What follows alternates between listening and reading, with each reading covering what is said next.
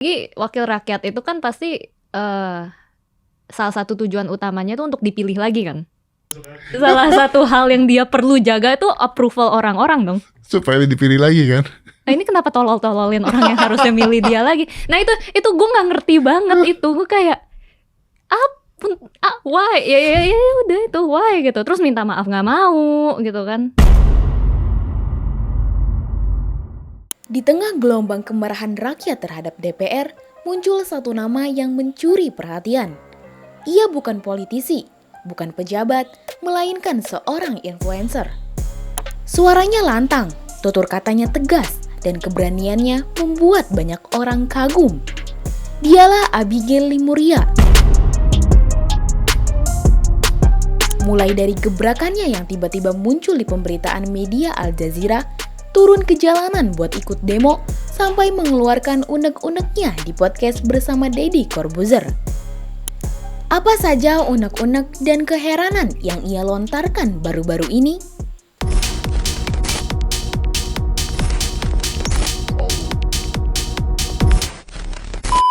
Abigail Limuria, seorang konten kreator muda yang awalnya dikenal lewat karya-karya edukatifnya di media sosial. Namun belakangan, namanya melejit bukan karena konten hiburan, melainkan karena keberaniannya bersuara tentang isu-isu besar bangsa. Di usia yang masih muda, Abigail menunjukkan kepedulian yang jarang dimiliki oleh influencer lain. Ia memutuskan menggunakan platformnya bukan sekedar untuk personal branding, tapi untuk menyuarakan keresahan jutaan rakyat Indonesia. Keberanian Abigail membuatnya dilirik media internasional. Ia bahkan diundang sebagai narasumber live di media Al Jazeera. Dalam wawancara itu, Abigail tak gentar bicara soal demonstrasi rakyat, soal arogansi DPR, hingga soal tuntutan keadilan yang kini bergema ke seluruh dunia. I'm joined now live by Abigail Limuria, the co-founder of WhatsApp Indonesia, a digital media platform that unpacks Indonesian politics, and she's joining us live from Jakarta. Abigail, we've seen these protests from workers, from students. We also saw those huge protests earlier this month in Pati in central Java.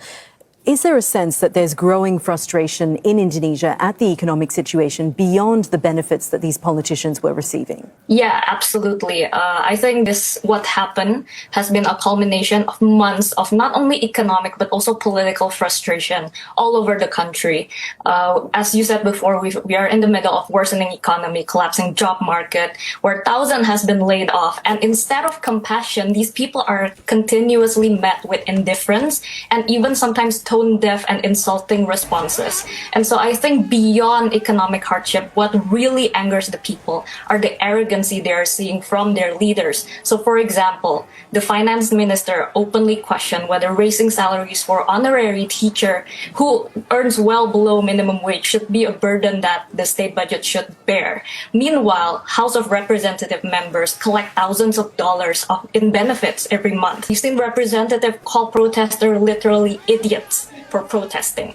And one member, when confronted with a TV news anchor with the gap between the benefit they're taking with the minimum wage salary that the people earn, they literally said, do not compare us to commoners. And on top of this, I don't know why, but a lot of the House of Representative members are making dancing videos, somewhat like mocking the people while all of this is happening.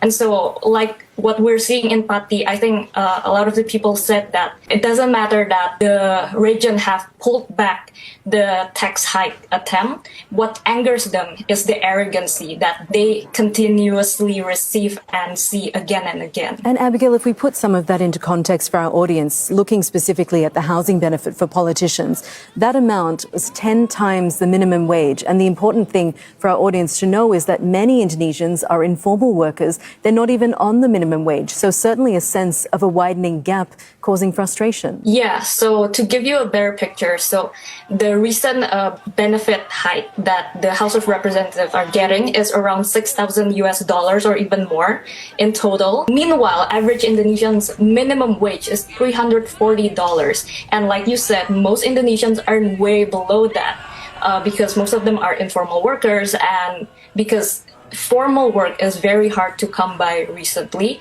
And all of this is happening while the government also claims to be doing efficiency. So they are cutting a lot of budgets from a lot of programs because they say they need to do efficiency for the state budget. But meanwhile, they're hiking the House of Representatives benefit to that crazy amount. And so it's no wonder that the people are angry at this. And Abigail, earlier we heard from the police chief who apologized over the death of a motorbike taxi driver who was killed when a police vehicle hit him. Of course, that has also sparked anger about police brutality in Indonesia. Yeah, absolutely. I mean, police brutality in Indonesia, unfortunately, is not something new. So there has been protests in Indonesia, and whether it be peaceful protests or whatnot, it has been met continuously with police brutality and excessive violence. And unfortunately, from what I've seen, there has been little to no accountability that's been done. So this type of brutality has been culminating for months or even years. But the recent murder that we see, where a police vehicle literally ran over a ride-hailing driver, I think this took the violence and the police brutality to a new height. Bayangkan, seorang influencer muda dari Indonesia berbicara di panggung global. Suaranya mewakili jeritan rakyat yang muak terhadap kesewenang-wenangan wakilnya di parlemen. Tidak berhenti hanya di media, Abigail juga turun langsung ke jalan. Ia hadir bersama massa, ikut berorasi, berjalan berdampingan dengan influencer lain seperti Andovida Lopez, Patia Izzati, dan Jerome Pauline. Saya yakin walaupun mungkin 17+8 ini tidak semuanya dijalankan, ada satu yang sudah pasti, yaitu momen ini sudah menjadi edukasi politik yang luar biasa bagi seluruh rakyat Indonesia. Sudah lebih banyak warga yang lebih aware, yang lebih paham proses politik, yang sudah paham demokrasi, paham hak-hak mereka, paham bahwa aspirasi mereka boleh didengar, dan mereka udah tidak mau diam lagi. Oleh karena itu, walaupun sudah protes di jalanan sudah mulai berkurang, tapi semangat dan tuntutan itu tidak akan berkurang. Keberaniannya di lapangan menunjukkan bahwa ia tidak sekedar bicara di belakang layar. Abigail memilih untuk berdiri di tengah-tengah rakyat, merasakan teriakan, tangis, dan harapan yang sama. Tak lama setelah aksi itu, Abigail diundang ke podcast Deddy Corbuzier. Di sana, ia membuka unek-unek yang selama ini terpendam. Menurut Abigail, hal yang paling membuat rakyat marah bukan sekedar soal tunjangan DPR yang terus naik, melainkan arogansi dan ketidakadaan empati para wakil rakyat. Meledaknya tentunya karena setelah yang ngedemo DPR, karena keadaan masyarakatnya lagi susah, habis itu DPR naikin tunjangan dan sebagainya. Dan menurut gue bahkan I would go as far to say yang bikin meledak tuh bukan itunya. Bukan tunjangannya. Tunjangannya. Lu paham kan kalau tunjangan lu paham kan kalau tunjangan dan sebagainya itu dibuang juga bukan duit, itu duitnya mah duit receh duit kan untuk mereka. Itu. Paham, duit besarnya bukan di situ. Nah, makanya menurut gua cara mereka mepresentasikan itu, cara mereka ngerespon ke warga. Kayak misalnya demo yang di Pati ya yang gua ikutin. Bupatinya kan awalnya kan demonya karena mau dinaikin tuh pajak tanah ya kan. Tapi habis itu setelah di demo dan sebagainya dikonfrontasi, ditarik balik dong, nggak jadi. Tapi rakyat masih marah kan? Kenapa marah ya? Karena arogansi. Ya pecah dia nantangin 50.000 orang datang aja sini demo sama gua gitu kan. Arogansi, responnya apa segala. Sama menurut gua dengan hal ini, yes orang marah karena tunjangan yang berlebihan. Yes, orang marah karena ngelihat gaya hidup yang foya-foya. Yes, orang marah karena setiap kali di jalanan tetot. Atau kalau misalnya kunjungan kerja ke luar negeri itu hambur-hamburan kayak gitu. Iya, orang marah. Tapi menurut gue yang bikin orang udah fed up banget, itu respon-responnya yang nir empati, yang arogan. Masa joget-joget, ya kan? Masa ngatain rakyat, oh itu yang mau apa? Tolol. Itu tolol. Terus ada yang ngatain rakyat jelata. Kan itu gila banget ya menurut gue. Ia juga dengan lugas berkata, Kalau memang anggota DPR mau dapat tunjangan besar, harusnya kompeten mereka juga seimbang. Jangan hanya menuntut fasilitas, tapi lupa akan tanggung jawab besar yang mereka emban. So gini, kalau misalnya pengen tunjangan segini, atau kayak ya take home pay-nya segini. Oke. Giving back-nya apa gitu maksud lo? Ya artinya kerjanya harus proporsional untuk ini, harus layak untuk ini kan. Giving back-nya dong berarti dong. Iya. Iya, tapi kan kemarin dipermasalahkan adalah tunjangannya besar. Karena sekali. kinerjanya tidak segitu. Jadi kan solusinya antara kinerjanya dinaikin atau tunjangannya diturunin dong. Iya, iya. Kenapa lu nggak bilang kinerjanya dinaikin?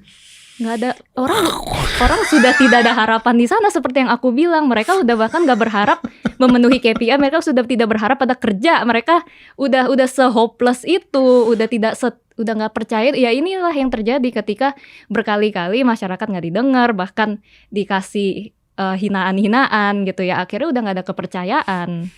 Dalam obrolan tersebut, Abigail bahkan mengaku heran mengapa para wakil rakyat bisa semena-mena mengatai rakyat dengan sebutan yang tidak pantas. Padahal, merekalah yang seharusnya menjadi penyambung lidah masyarakat. Tahu, cuman aku ngeliatnya sih cuman kayak rakyat marah juga emangnya bisa apa sih? Ada kayak gitunya sih.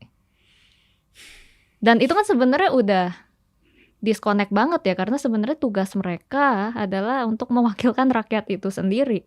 Dan apalagi mereka dibayar menikmati fasilitas apa segala dari duit pajak rakyat itu gitu. Jadi ini kan sebenarnya orang swasta aja, misalnya bos di perusahaan swasta lah, ngomong kayak gitu ke karyawannya aja. Di Twitter rame. Itu kan udah keterlaluan sekali kan. Atau mungkin nggak usah itu, ke temen deh. Itu aja kan udah kayak parah gitu ya. Ini apalagi kan wakil rakyat ke rakyatnya. Abigail lalu menyeletuk dengan nada penuh sindiran. Padahal kan wakil rakyat pasti mau dipilih lagi. Tapi kenapa seenaknya saja sih? Kalimat sederhana, tapi tajam, menohok ke jantung permasalahan. Politisi yang sering lupa bahwa mereka hanyalah perwakilan, bukan penguasa. Jadi wakil rakyat itu kan pasti salah satu tujuan utamanya itu untuk dipilih lagi kan. Artinya kan salah satu hal yang dia perlu jaga itu approval orang-orang dong. Supaya dipilih lagi kan. Nah ini kenapa tolol-tololin orang yang harusnya milih dia lagi? Nah itu gue nggak ngerti banget itu. Gue kayak why? Ya udah itu why gitu. Terus minta maaf nggak mau gitu kan. Ucapan Abigail menggema luas. Bukan hanya di media sosial, tapi juga di masyarakat yang sudah lama menyimpan amarah. Banyak yang merasa suara Abigail adalah cermin dari perasaan mereka yang selama ini tak pernah didengar. Dari seorang influencer, kini Abigail menjelma menjadi simbol keberanian.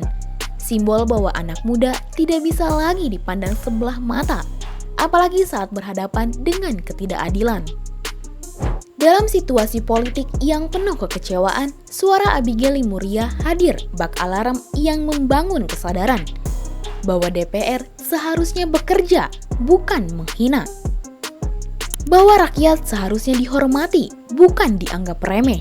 Dan bahwa demokrasi sejatinya hanya bisa hidup bila wakil rakyat benar-benar mewakili rakyat.